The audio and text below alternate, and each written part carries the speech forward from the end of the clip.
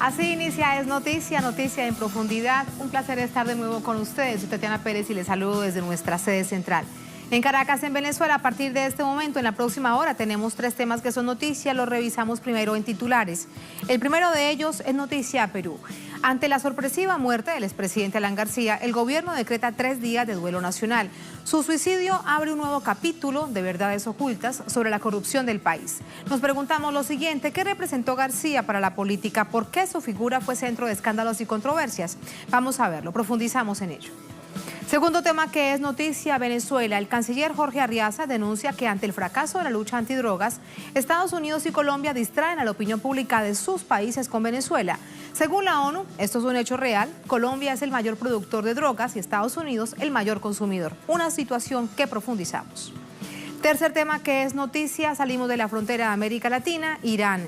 Turquía se suma a los pronunciamientos contra la más reciente agresión de Estados Unidos contra Teherán. Sucedió en una cumbre bilateral de cancilleres este miércoles. Allí Davutoglu condena la declaración de terrorista al cuerpo de guardianes de la revolución. Un tema que analizamos en Noticia Casi Comienza. Bienvenidos, bienvenidas.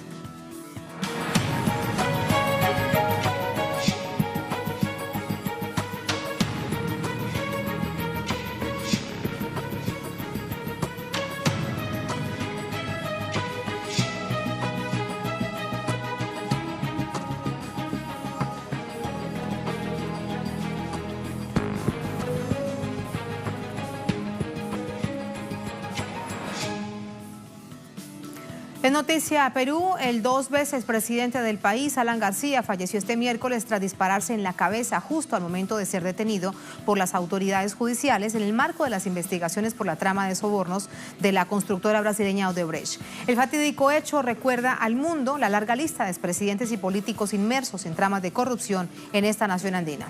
Revisamos detalles. Luego del lamentable incidente en su domicilio, el expresidente Alan García fue trasladado al Hospital Casimiro Ulloa de Lima, donde murió horas después. La Fiscalía peruana había ordenado prisión preventiva contra García por 10 días y la detención de otras 8 personas. El expresidente era investigado desde noviembre de 2018 en el marco de la Operación Lavallato por los presuntos delitos de colusión agravada, lavado de activos y tráfico de influencias. García era acusado de participar en la concesión a la constructora Odebrecht de las obras de la línea 1 del Metro de Lima, a cambio de aportaciones irregulares para su campaña electoral en 2006. El 17 de noviembre del pasado año, un juez le prohibió salir del país y el exmandatario intentó evadir la justicia, refugiándose en la Embajada de Uruguay en Lima. 2 semanas después, el gobierno de ese país denegó su solicitud de asilo político. En febrero de 2018, el ex representante de Odebrecht en Perú, Jorge Barata, confirmó que la constructora entregó unos $200.000 para la exitosa campaña de García. El empresario será interrogado por los fiscales peruanos la próxima semana. La investigación por corrupción también alcanzó al círculo más cercano del expresidente en su segundo gobierno, entre ellos, quien fue vicepresidente de la estatal Petroperú, Miguel Atala Herrera, y el exsecretario personal de Alan García, Luis Nava. Ambos involucrados en la recepción de pagos ilegales de Odebrecht por $1,3 millones en una cuenta en la banca privada de Andorra. Al frente del socialdemócrata Partido Alianza Popular Revolucionaria Americana, Alan García presidió Perú por primera ocasión entre 1985 y 1990. Su gestión dejó al país sumido en una profunda crisis política, institucional y de violencia extrema. Al cierre de su gobierno, contaba con solo un 9% de aprobación popular e investigaciones en su contra por corrupción. 2 años después, García huyó a Colombia, donde se autoexilió por 10 años. El aprista regresó a Perú después de la caída del dictador Alberto Fujimori en 2001 y 5 años después volvió a conquistar la presidencia con los votos de electores que olvidaron sus antecedentes. Este nuevo gobierno, entre 2006 y 2011, también dejó un país golpeado económicamente. Según un sondeo realizado en 2017 por la empresa Ipsos, un 35% de los encuestados consideró que el segundo mandato de García fue el más corrupto de los últimos años en el país. García intentó regresar a la presidencia en 2016, pero no alcanzó ni el 6% de votos. La muerte del líder del APRA se da en momentos en que el partido busca dejar de lado las pugnas internas y recomponer una presencia política que se vio reducida con resultados en las últimas contiendas electorales. Los resultados fueron el reflejo de un pueblo cansado de pésimas gestiones.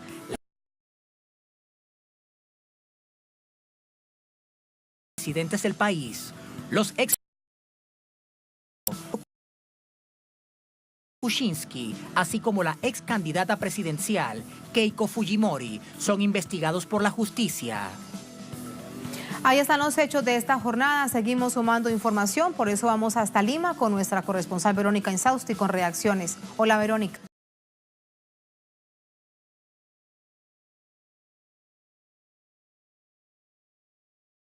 A los peruanos inmediatamente. Todos los políticos, los representantes de los partidos políticos, el presidente Martín Vizcarra, todos absolutamente dieron sus condolencias a través del Twitter y lamentaron este hecho y dieron las condolencias a la familia y a los miembros del partido aprista. El único movimiento político que marcó distancia respecto a esta suerte de condolencias y halagos póstumos al expresidente fue el Partido Nuevo Perú. Por favor, permíteme leerte parte del comunicado que emitió Nuevo Perú a través de su vocero Manuel Danmer.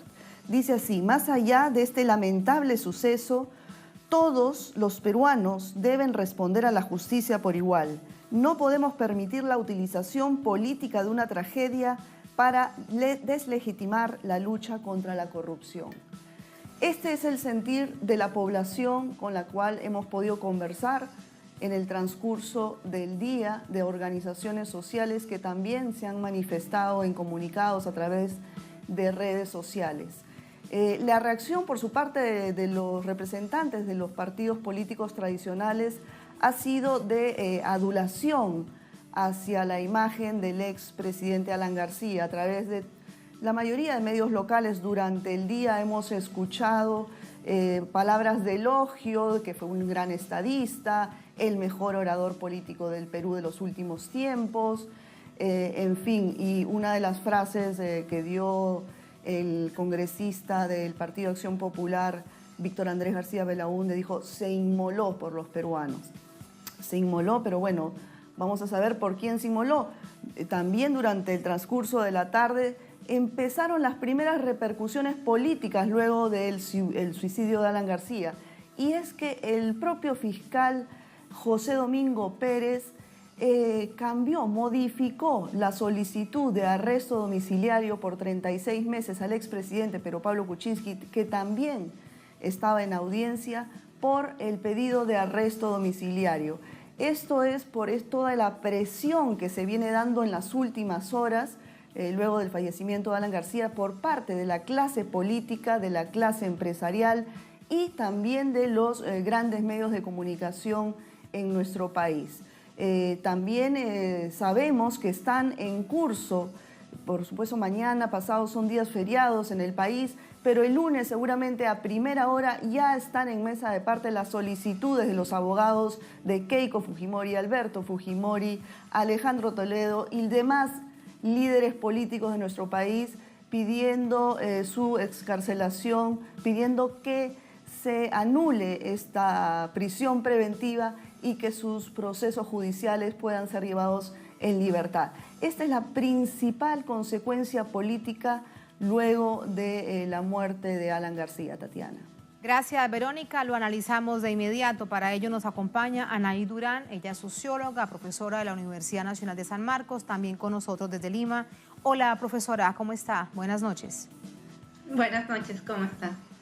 La primera consecuencia política, nos decía nuestra corresponsal Verónica Insausti, es la posibilidad de recambios en el sistema judicial. Uno muy claro es lo que sucedería durante esta jornada con el expresidente Pedro Pablo Kuczynski, que en vez de enviarlo a la cárcel, dicen que tendrá casa por casa, es decir, prisión domiciliaria. ¿Cómo ve usted ese panorama? Sí, bueno, empezar reconociendo que la noticia del suicidio del expresidente Alan García pues ha remecido la sociedad peruana, ¿no? Es la primera vez en la historia de los últimos años que se suicida un expresidente, o sea, no ha sido una noticia menor y efectivamente ha tenido un impacto y está teniendo un impacto en el curso de los procesos judiciales en el marco de la investigación del caso Odebrecht. Pero también en lo que va a ser la política peruana y la forma de tratar a los políticos involucrados en este caso, especialmente a los expresidentes, ¿no? Y efectivamente el caso Odebrecht está abarcando, lamentablemente, a los últimos 4 expresidentes elegidos en democracia, prácticamente a todos los que se han turnado el gobierno desde el 2000, ¿no? Confirmando una profunda crisis de régimen que sigue viviendo el país. Y en ese marco, pues efectivamente, en las consecuencias que está teniendo en lo inmediato la decisión del presidente García, la repercusión que podría tener en el caso del presidente Kuczynski, ¿no? Aunque creo que eso hay que verlo también en su real dimensión, en términos de un proceso que está discurriendo aparte, ¿no? Con un señor que además ha manifestado, ¿no? Que no se ha corrido ante la justicia, que ha seguido acá. Y yo me preocuparía más bien por las denuncias que se han hecho a los fiscales ya relacionándolos directamente con la muerte de Alan García, ¿no? Creo que sí sí va a tener este suceso consecuencias políticas para la investigación del caso Odebrecht y para, como decía, la forma en que se ha estado tratando la justicia, los procesos judiciales en el Perú, ¿no? Pero ¿cree usted entonces que será el principio de bloquear el proceso que un grupo de fiscales estaba trabajando, investigando justo sobre el caso Lavallato? Bueno, no han dejado de intentar bloquear este proceso, ¿no? O sea, digamos, el Congreso, y esto, como decía, en el marco de una crisis de régimen con un fuerte impasse entre el Ejecutivo, el Legislativo y el Poder Judicial, donde el Poder Legislativo, el Parlamento, sigue teniendo mucha presión frente a la actuación del Poder Judicial, ¿no? O sea, desde la detención de Keiko Fujimori con la mayoría parlamentaria, el intento de sacar a los fiscales vía la presión en el Ministerio Público, ¿no? O sea, no ha dejado de haber un esfuerzo por bloquear estas investigaciones, ¿no? Ahora también esto en un marco de crisis política que no se ha sabido ni se ha querido procesar por términos también políticos, ¿no? Se ha forzado una transición con la salida de PPK, con un presidente muy débil, que viene bajando cada vez más en las encuestas, como es Vizcarra, y un arreglo mal que bien con el Congreso, que entre Vizcarra y el Congreso, que ponen en una situación de debilidad a la Fiscalía y al Ministerio Público y a estos esfuerzos por llevar a cabo investigaciones independientes, ¿no? Entonces la justicia toma protagonismo, estos procesos judiciales toman protagonismo en el marco de un momento de crisis política muy profunda, ¿no? Y como decíamos, de crisis de una forma de gobernar usando los recursos públicos, los recursos que además tuvieron un momento de ingreso muy fuerte. En el gobierno de Alan García fue donde más ingresos hubo por el tema de los altos precios de los minerales, por ejemplo, y la sensación de que eso pues se lo robaron, ¿no? Y que los problemas en el país persisten. Eso es parte del escenario. Ahora, también nos preguntábamos, ¿quién es esta figura política, Alan García, que siempre, no solamente en sus gobiernos, también fuera de gobiernos, estuvo en el centro de los escándalos, en el centro de la polémica y de la controversia dentro del país? ¿Qué legado, de hecho, le deja a la nación? Sí, yo creo que Alan García, más allá de los gustos y las cercanías o no políticas, es uno de los personajes del Perú del siglo XX, ¿no? Primero por lo que representó su ascenso al poder en la década del 80, como la oportunidad del APRA, un partido reformista, que sufrió persecución, ¿no? Que surgió contra la oligarquía nacional, ¿no? Lo que representa el ascenso, la llegada de Alan García al poder en la década del 80 y lo que significa su gobierno, ¿no? Un primer gobierno que no debemos olvidar estuvo asignado por gravísimas violaciones a los derechos humanos que no fueron investigadas, un contexto de violencia, hiperinflación, ¿no? Entonces, ese es parte de su legado también y creo que se tiene que decir y se tiene que recordar, ¿no?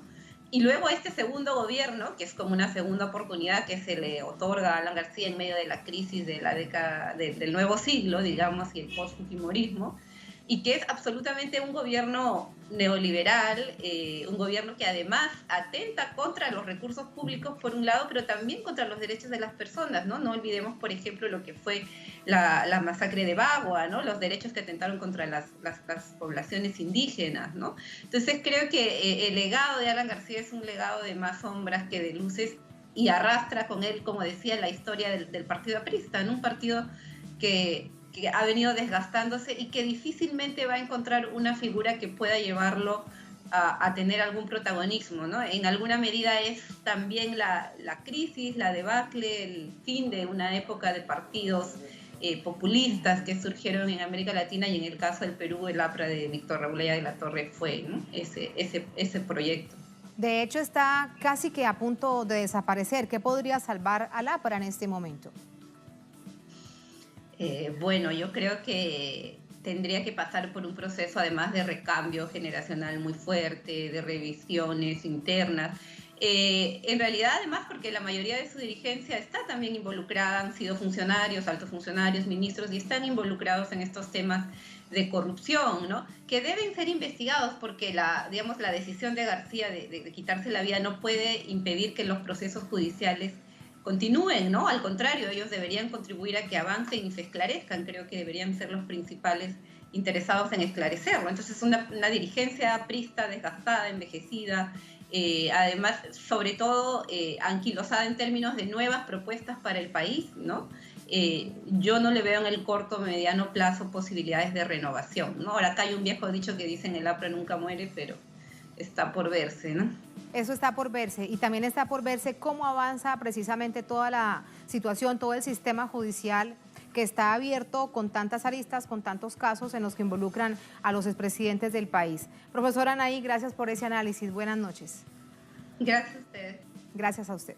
Así nos vamos a la primera pausa en esta emisión de Es Noticia. Al volver, Es Noticia Venezuela.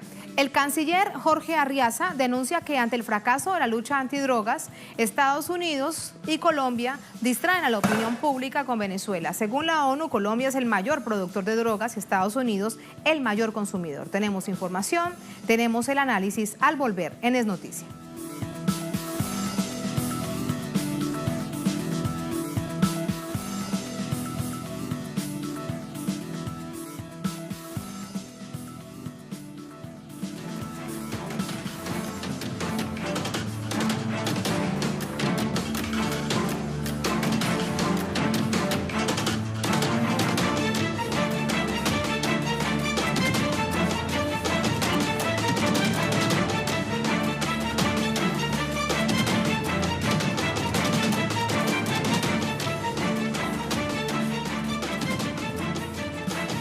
Noticia Venezuela, hay un claro mensaje del canciller de Venezuela, Jorge Arriaza, donde denuncia los intentos mediáticos y políticos de gobiernos de Colombia y Estados Unidos para evadir sus responsabilidades ante el fracaso de la guerra contra las drogas en estas naciones. Vamos a conocer cifras que dan cuenta de esta batalla. Sin duda, es una guerra perdida, fracasada en ambas naciones. Aquí está.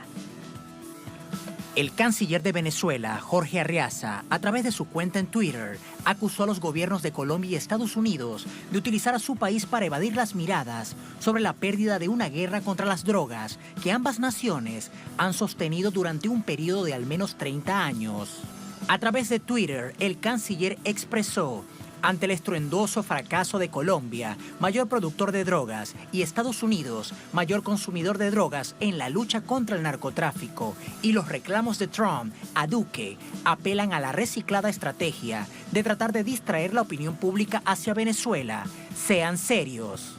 Según datos del Observatorio de Drogas en Colombia, se registraron más de 171.000 hectáreas de cultivos de coca en todo el territorio nacional para finales del 2017. Con un incremento de más del 15% en la producción del alcaloide en comparación con el año 2016, Colombia se posiciona como el mayor país productor de pasta de coca en el mundo. Estados Unidos, por su parte, encabeza la lista de los países consumidores de coca a nivel mundial. Según el informe de la Oficina de Naciones Unidas contra la Droga y el Delito, en 2018, la cifra de muertes relacionadas al consumo de cocaína ascendió de 5.000 personas en 2013 a las 10.000 personas para el año 2016.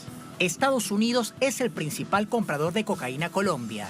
El pasado mes de marzo, durante una cumbre de la Comisión de Narcóticos de la ONU en Viena, el canciller de Venezuela se preguntó: ¿cómo puede salir la droga que se produce en Colombia y llegar a Estados Unidos sin que sea detectada por los sistemas de seguridad del país más poderoso de este planeta? Una pregunta sin respuesta que evidencia las múltiples razones de la pérdida de la guerra contra las drogas. Aun y cuando Donald Trump incrementa las amenazas contra el presidente colombiano Iván Duque debido al crecimiento de los cultivos ilícitos, desde Venezuela se considera una excusa más para mantener la presencia militar y política a través del Plan Colombia. Ahí está esta denuncia que hace el gobierno directamente el canciller de Venezuela, Jorge Arriaza. Hay más hechos de esta jornada en Venezuela. Conversamos de ello con Leonel Retamar, nuestro corresponsal desde Sala de Noticias. Hola, Leonel, ¿cómo estás? Buenas noches. Se ha referido a nuevas acciones de agresión de Estados Unidos hacia Venezuela el presidente Nicolás Maduro. Sí, hola Tatiana, ¿qué tal? Buenas noches, te saludo.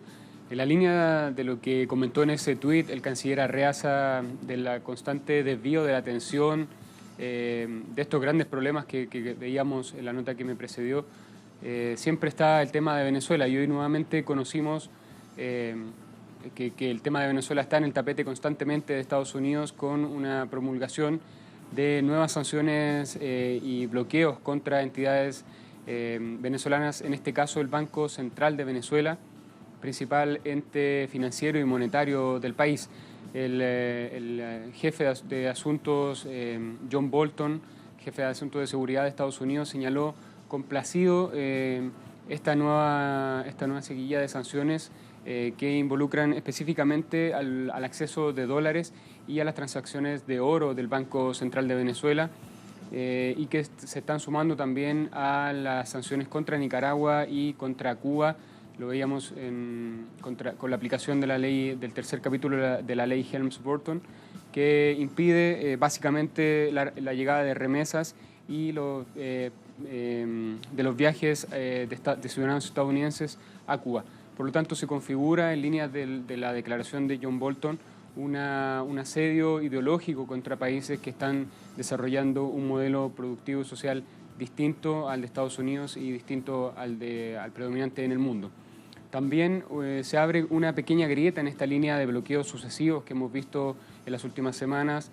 Dos datos nuevos: conocimos bloqueos de parte de Canadá contra funcionarios funcionarios venezolanos, entre ellos el presidente Maduro y el canciller Arriaza, y también bloqueos de Estados Unidos contra exportaciones de petróleo venezolano hacia Cuba.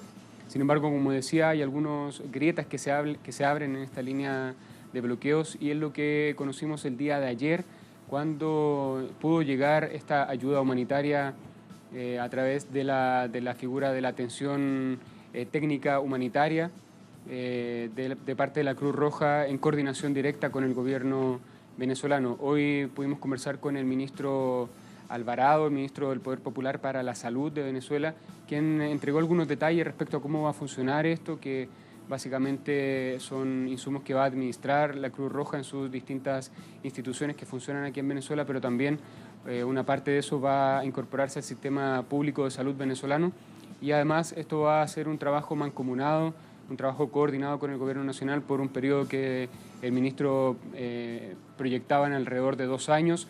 Ya el presidente Maduro, en una alocución hoy día en la tarde, señaló que prontamente a fines de abril va a llegar un segundo cargamento, y por lo tanto se abre esta nueva posibilidad de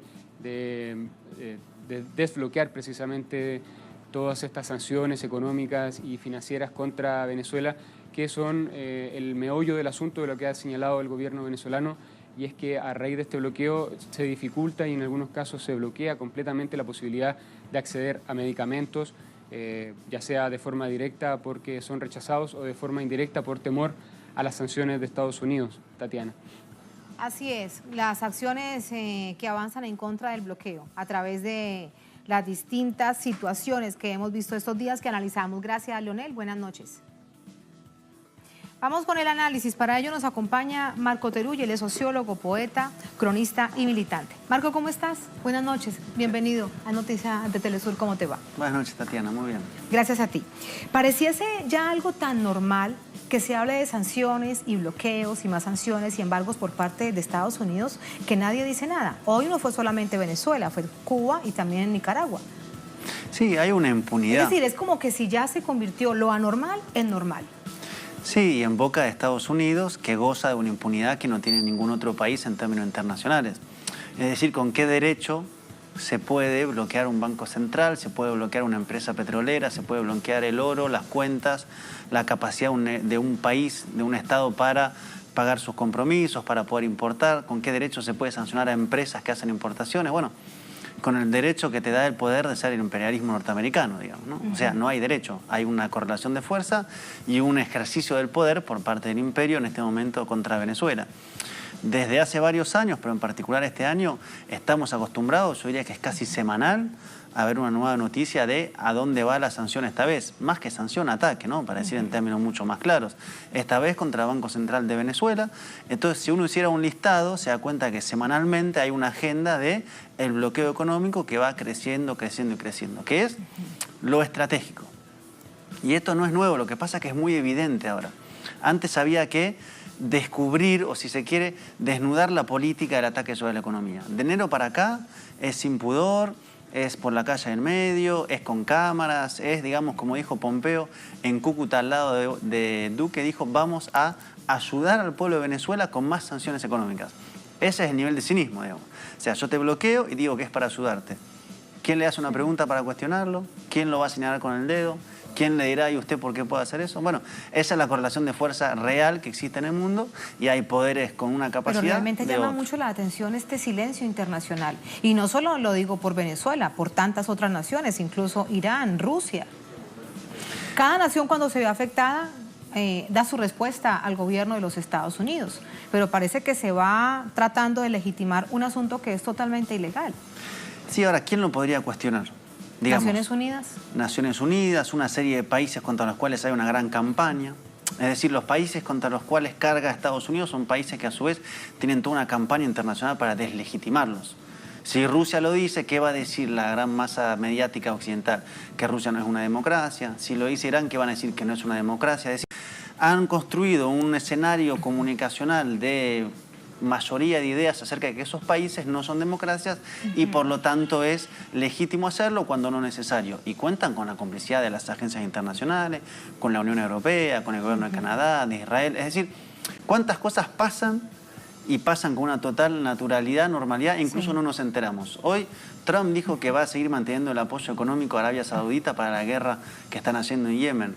¿Eso generó algún tipo de impacto, de reacción, de espanto internacional? Ninguno. Acá hay objetivos, hay agendas, un hay país políticas. Totalmente destruido, la peor crisis humanitaria de este momento.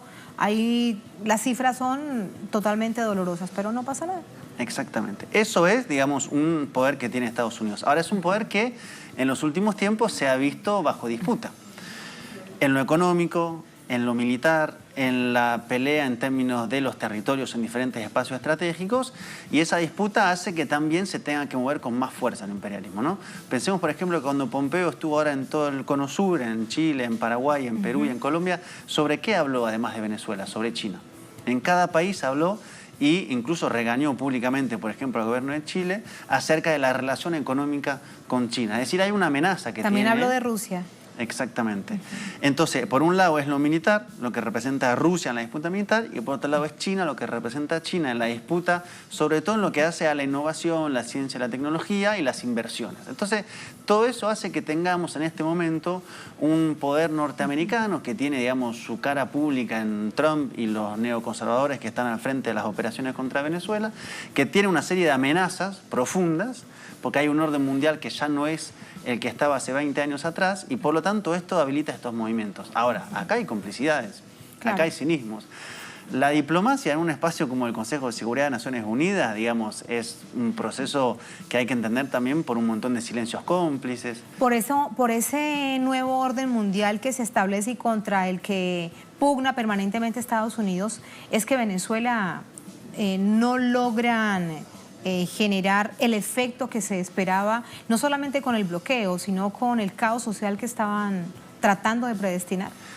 No lo han logrado en gran parte, es decir, no han logrado el desenlace, que es sacar a Nicolás Maduro o forzarla a una negociación en muy mala correlación de fuerzas, pero siguen apretando en lo económico y justamente ligando los dos puntos aprietan ahora en lo geopolítico. Es decir, fíjate que en los últimos 10 días más o menos Venezuela pasó a ser más que Venezuela como problema.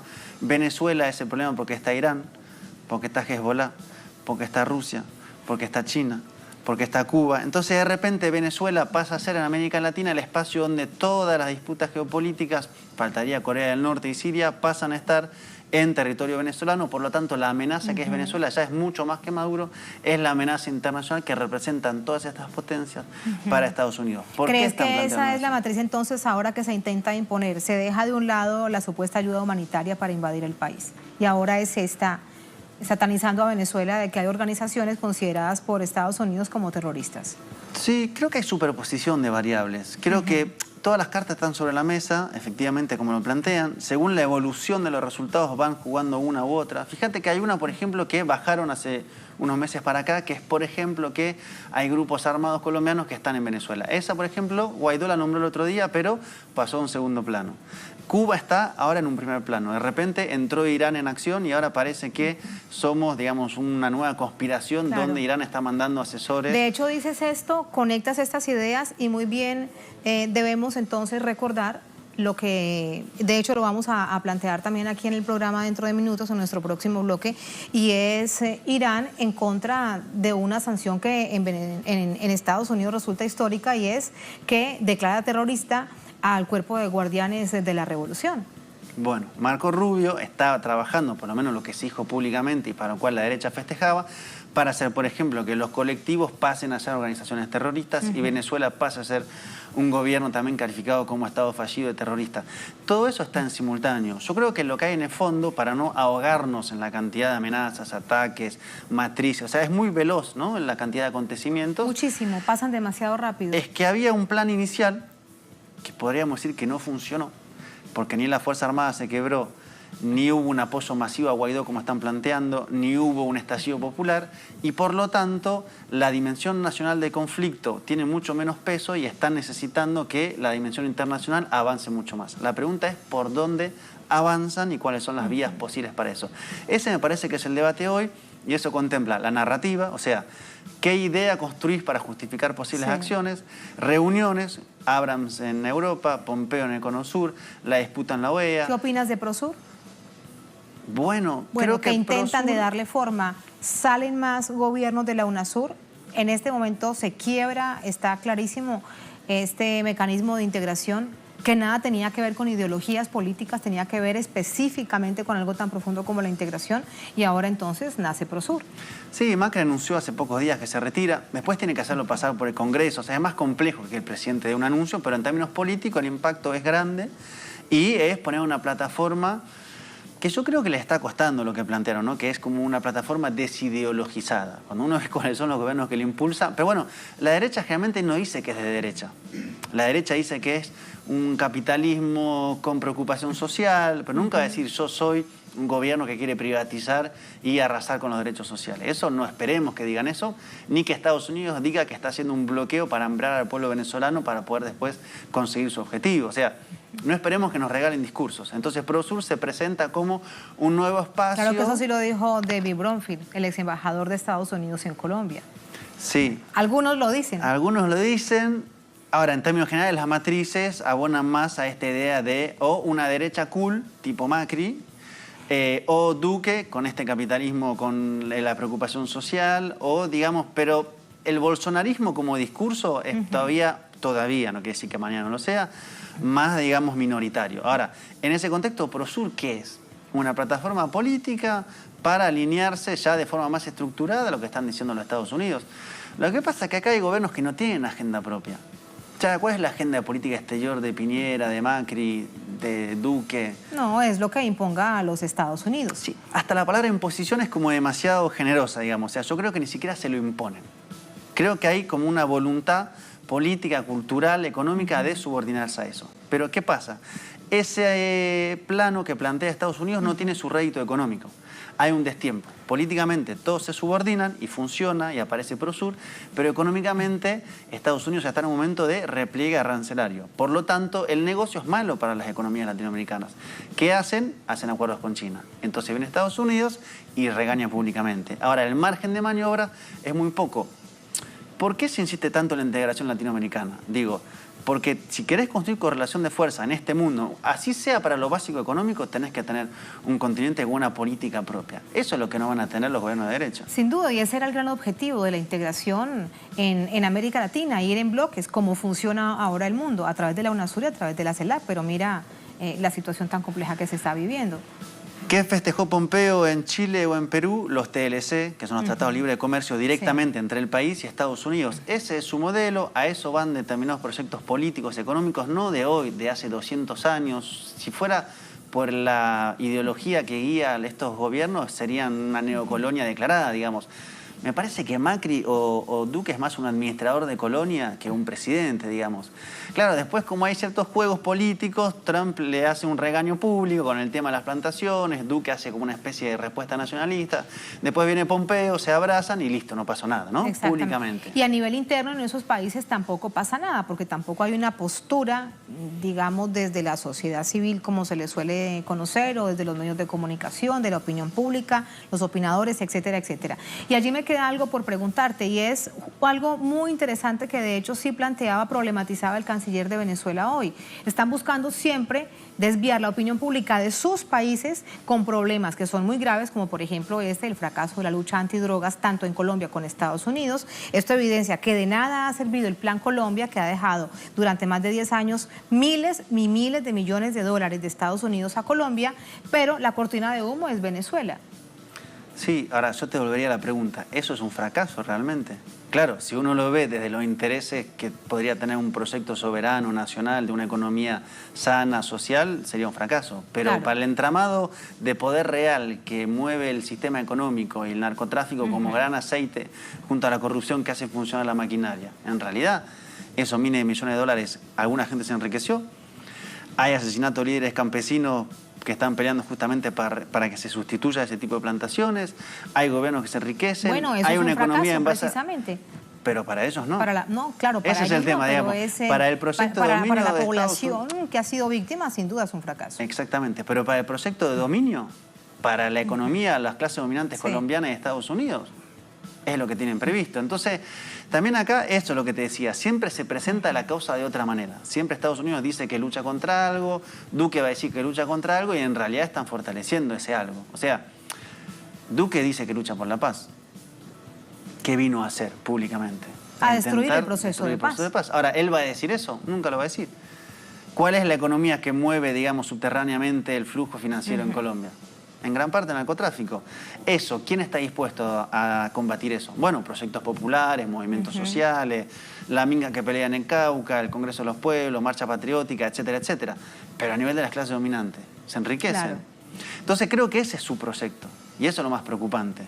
Contra eso hay, digamos, un proyecto que es el de Venezuela, que tiene dificultades, que tiene aciertos, que tiene en este momento de mucha complejidad, producto de una cantidad de ataques que están intentando asfixiarlo, pero que está planteando que ese, seguro, no es el camino. Exactamente. Y con eso te despido. Gracias, Marco. Un placer. Muy buenas noches. A vos. Así nos vamos a otra pausa muy breve en esta emisión de Noticias. Ya les contaba, al volver vamos a hablar de Irán. Turquía se suma a los pronunciamientos contra la más reciente agresión de Estados Unidos contra Teherán. Sucedió en una cumbre bilateral de cancilleres este miércoles. Allí Davutoglu condena la declaración de terrorista al cuerpo de guardianes de la Revolución Islámica, un asunto que profundizamos. Veremos lo que hay detrás, cómo se reconfigura Oriente Medio tras esta decisión de Estados Unidos. Al volver aquí en Es Noticia.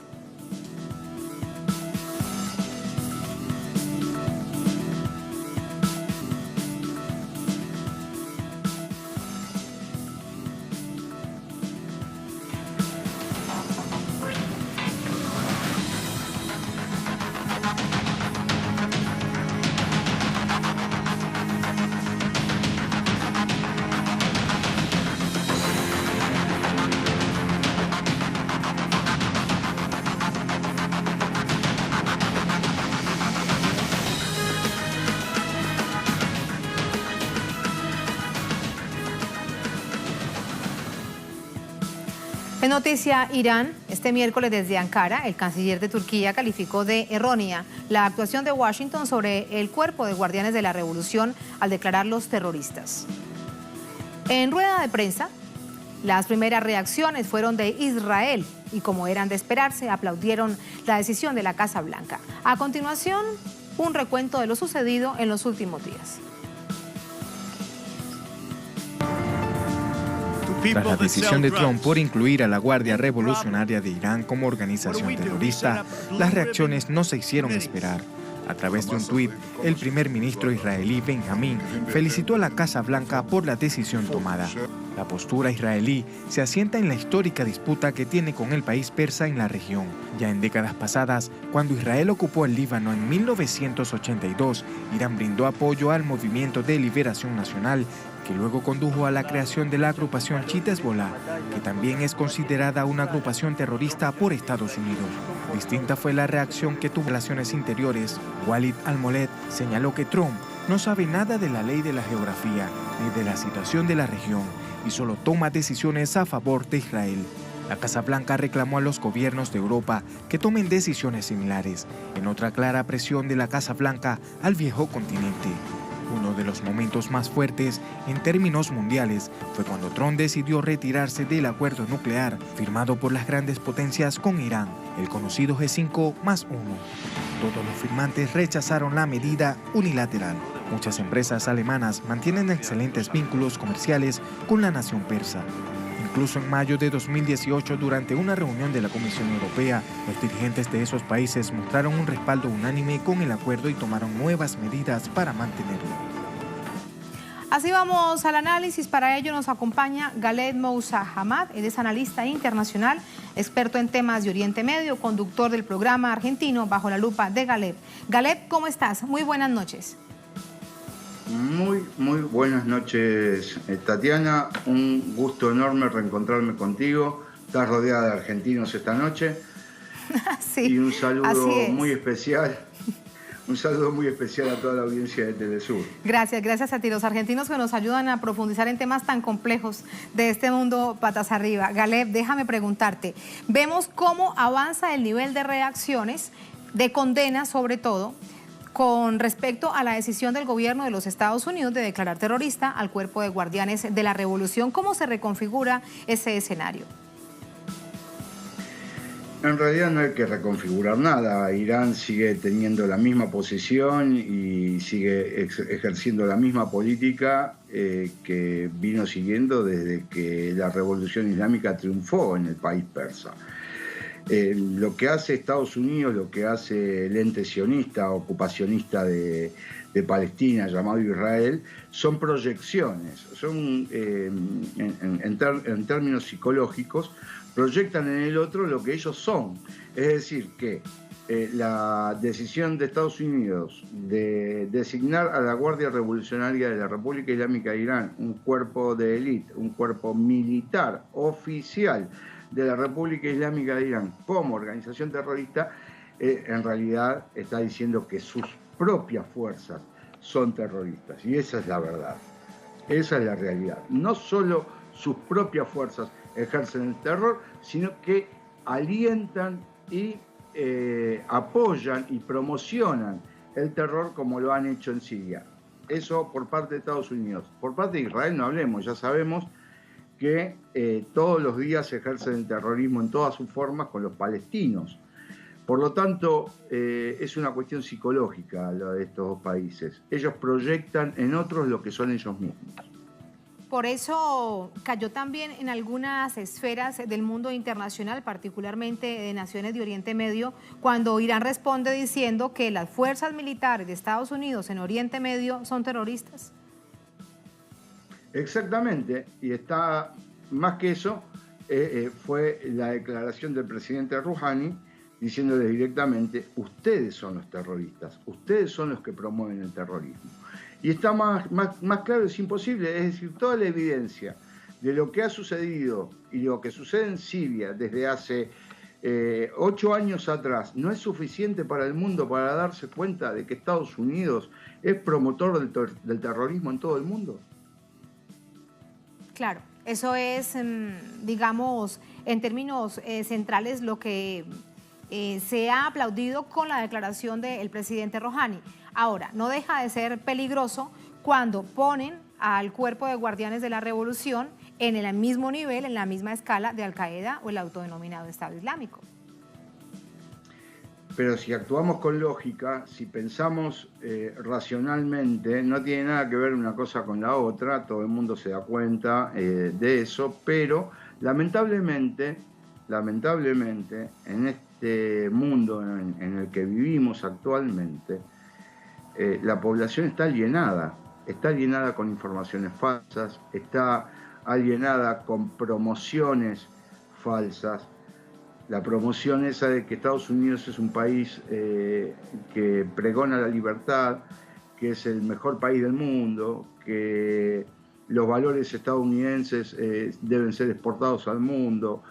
Hay mucha gente que se lo cree, hay mucha gente que mira a Estados Unidos con admiración, sin verle el costado sangriento que viene acumulando desde hace décadas y décadas. No olvidemos algo muy importante. Estados Unidos fue el único país capaz de lanzar 2 artefactos nucleares sobre población civil en Hiroshima y Nagasaki. Estados Unidos fue capaz de eliminar 4 generaciones en Irak y someterlos a torturas y dejar más de 1 millón de muertos. ¿De qué país democrático hablamos? ¿De qué país libre hablamos? ¿De qué valores para exportar estamos conversando?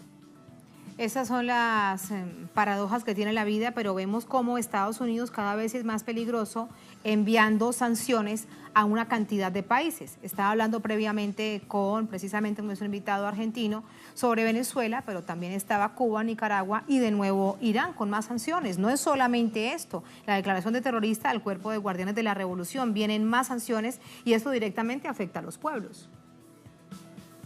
Seguramente, no es que Irán es inmune a las sanciones ni a los bloqueos, pero hay un factor en el medio, un intermedio, que es Europa. Y Europa está en una posición muy complicada porque tiene que decidir si se desprende de las garras del águila norteamericana y comienza a transitar un camino en libertad, para comerciar en libertad, para construir vínculos en libertad, o sigue atado a las amenazas de los Estados Unidos. Europa, a mi entender, no tiene mucho que ganar con los Estados Unidos. No sé cuál será el comercio bilateral que pueda haber entre la Unión Europea y Estados Unidos, pero me parece mucho más importante los vínculos comerciales que tiene con Rusia, o que podría tener con Irán, o que podría realizar con Irak, como lo hicieron antes de la invasión de Estados Unidos a Irak, y que podrían tener muchísimo beneficio. Por el otro lado están los países del Golfo Pérsico, ¿no? De la península arábiga, estas monarquías retrógradas que están asentadas sobre un mar de petróleo y que prácticamente se lo regalan a Estados Unidos e indirectamente va a Israel, y que ya han declarado ser aliados de Israel. Ese es otro problema, pero es un problema regional que Irán lo va a resolver, y lo van a resolver Irak, y lo va a resolver Líbano, y lo va a resolver Siria, porque está bien clara la división entre estas monarquías que pretenden que Siria se quede sin un presidente democrático, mientras ellos mantienen su monarquía absoluta y prácticamente dictatorial sobre la población. Y por el otro lado están las repúblicas árabes, que eran las que estábamos hablando, Irak, Líbano, Siria, y la malograda Palestina, que todavía no puede constituirse en un Estado libre, democrático y soberano. Vemos que si alguien ha ganado en términos concretos y por lo menos en esta coyuntura política con la decisión del presidente Donald Trump es Israel. De hecho, rápidamente salía a felicitar al gobierno de los Estados Unidos por haber tomado la decisión. Pero ¿qué pasa con otras naciones que también tienen comercio directo en otras partes del mundo con Irán, Japón e India, por ejemplo? Eso también las debe poner en una situación muy compleja con respecto a los Estados Unidos, sobre todo Japón es un aliado claro de los Estados Unidos. Sí, por supuesto, pero están un poquito más alejados de la presión que tiene Europa, por ejemplo. Israel no ha ganado nada, advirtamos eso primero. Una declaración de que la Guardia Revolucionaria es una organización terrorista, ¿qué gana Israel? Israel es el terrorismo puro. Bueno, gana Galeb, que Netanyahu es de nuevo primer ministro del país, por quinta ocasión. Pero todos los candidatos tenían una retórica belicista, uno peor que el otro. El que no quería cortarle el cuello o la cabeza al que esté en contra de ellos, decía que habían atacado 6.200 objetivos y que habían dejado a Gaza, una parte de Gaza, en la edad de piedra. U otro que decía que acaso no entendieron todavía que todos los palestinos son nuestros enemigos. Otro que decía, yo he matado árabes y estoy orgulloso de eso. Ese era el discurso de campaña de cada uno de los candidatos a la primera magistratura del Estado sionista, de Israel. Entonces, yo realmente no sé dónde le veo la ganancia. La ganancia está en la retórica permanentemente beligerante y en la acción de terror que ejerce Israel, este Estado implantado artificialmente contra los palestinos. ¿Por qué? Porque tiene a su propia ciudadanía de rehén. A ver si se creen que los israelíes son muy libres. No, no son libres. Están permanentemente asustados y aterrorizados de la propaganda que ejerce el gobierno sobre ellos mismos, sobre la cuestión de que los palestinos son terroristas, que van a sufrir ataques, y las alambradas, y los muros, y los checkpoints, y todas esas atrocidades que comete día a día este engendro que se implantó en Palestina en 1948. Japón está un poco más alejado. Japón de alguna manera conserva algún tipo de independencia en lo que es la cuestión comercial, e India lo mismo. Son países grandes, son países poderosos, no son países vulnerables a los cuales se los pueda coaccionar muy fácilmente. India incluso tiene cientos de millones de musulmanes en su territorio. Lo mismo Japón. Japón tiene 150 millones de musulmanes en su territorio. Tienen que andar equilibrando un poco entre lo que es la política internacional y lo que es la política interna, la política local, las consecuencias que podrían tener localmente de incurrir en algún error diplomático, ¿no? Sí. Así están las cosas en este momento, con un asunto que sin duda marca también parte de la geopolítica mundial y en una región, Galeb, tan compleja, tan difícil de entender. Muchísimas gracias. Muy buenas noches. Muy buenas noches para vos y para todos los venezolanos, y adelante y a seguir resistiendo. Muchísimas gracias por esas palabras, Galeb. Te enviamos un abrazo de vuelta. Gracias a todos ustedes también por habernos acompañado. Así ponemos punto final a esta emisión de Noticias. Cerramos nuestra pantalla tradicional. Nos quedamos en redes sociales. @Noticia Telesur, @Tatiana Telesur. Nos encontramos, será el próximo lunes aquí en Noticia, pero en el servicio informativo todos los días a través también de nuestra multiplataforma www.telesurtv.net. Durante esta jornada, otro hecho fue noticia. Con eso los dejamos. Hasta el lunes entonces.